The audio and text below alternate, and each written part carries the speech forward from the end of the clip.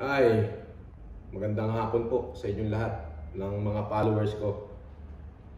Okay, this is my new challenge today. Pero bago ko po sabihin yung aking new challenge, gusto ko muna kong pasalamatan yung mga kaibigan ko at yung ibang mga mayayaman na nag-message sa akin na sila din daw ay sumagot sa aking mga challenge. Mabuhay po kayong lahat, ha?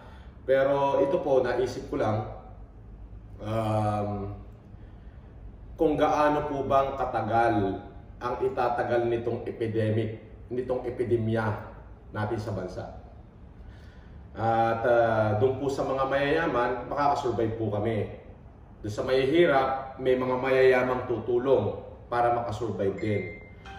Ang tinatanong ko po dito is yung mga ordinaryong empleyado.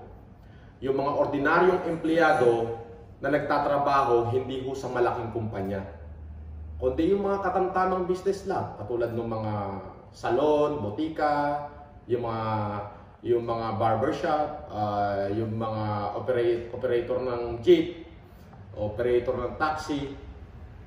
Sila po ba ay may sweldo? Gawa ko nung sinabi ng gobyerno na magbigay ng 13-month pay. Pero parang hindi po yata kakasya yung 13-month pay, pati na rin yung ayuda ng gobyerno kung sakali pong magtuloy-tuloy itong enhanced community quarantine.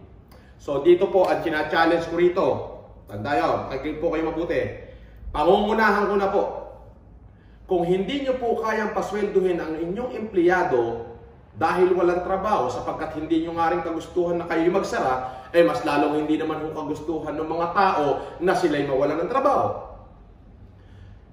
Pareho pong hindi natin kagustuhan. Pero sino po ba ang dapat umunawa?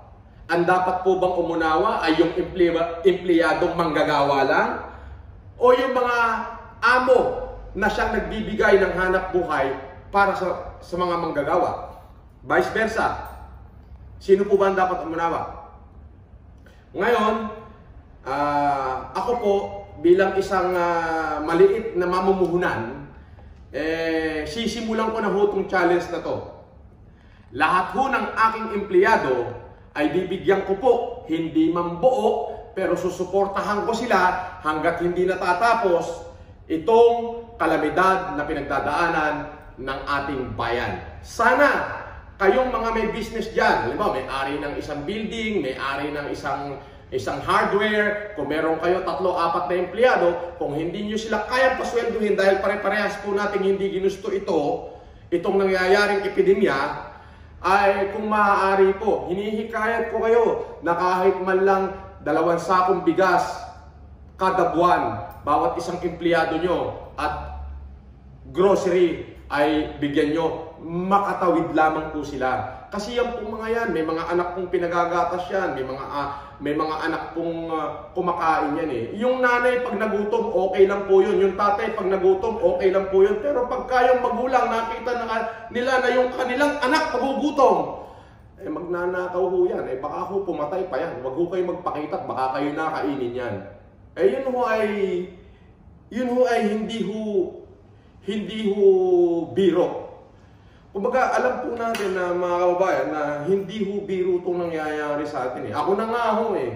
Ako na, andito na ako sa aking safety place para ho kong hari dito eh. Kumbaga, pengin pagkain, pengin kape, pengin tubig. Bigyan ko kayo sample. Labatar ko mo ako tubig. Palitan mo to. Anong tubig to? PG. Palitan mo ng PG din. Ganyan po ako. Pero, ang dine-demonstrate ko po, tayo makakasurvive. Yung ating mga maliliit na kababayan, pagtutuunan na po ng pansin ng gobyerno yan. Pero hindi ho kaya ng gobyerno mag-isa eh. Hindi ho natin kaya. First of all, there is no income coming to the government. Kaya po lahat ng mga maliliit na mamumuhunan, alam ko po na hindi ninyo ginusto na magsara ang inyong mga kumpanya, ang inyong mga negosyo. Lalong hindi rin naman ho ginusto ng ating mga kababayan na katulad ho ng mga maliliit lang ang hanap buhay. Karin tubig. Hindi rin ho nila ginusto yun. So ito po, challenge ko, i-update ko po kayo mamaya. Kaya po, kung sino man po ang sasagot sa challenge ko, pasasalamatan ko po kayo. At kung sakali pong lahat ay bumalik na sa normal, magpadala po kayo ng sulat sa akin. Pwede ho ako makipag-business sa inyo para iahon ang kumpanya ninyo.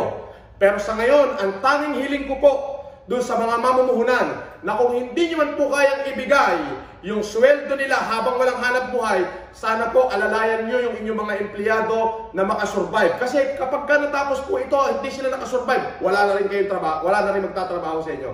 Yun lamang po, it is not about challenge, it is not about, but it is about how to help people in need, how to help our people.